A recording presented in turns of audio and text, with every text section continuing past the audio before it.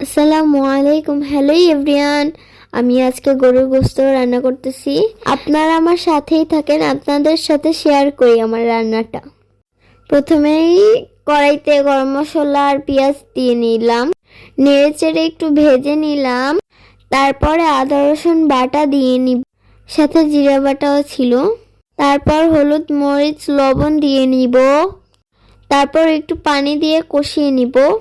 আপনারা দেখেন, আমি কিন্তু রান্না করতেছি, আমাকে দেখা যায়। আর কেমন হয়েছে সেটা কিন্তু আমাকে বলবেন। দেখছেন, আমি কিন্তু রান্না করতেছি। মশলাটা ভালোভাবে কষিয়ে নিই।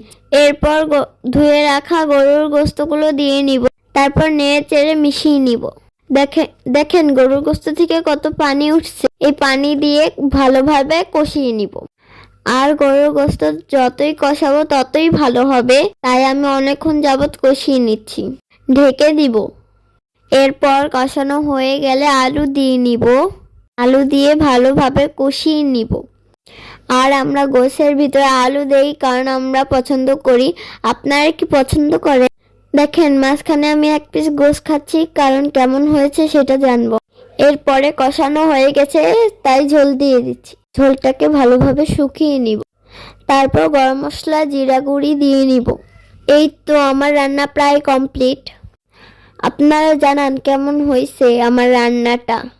আল্লাহ হাফেজ।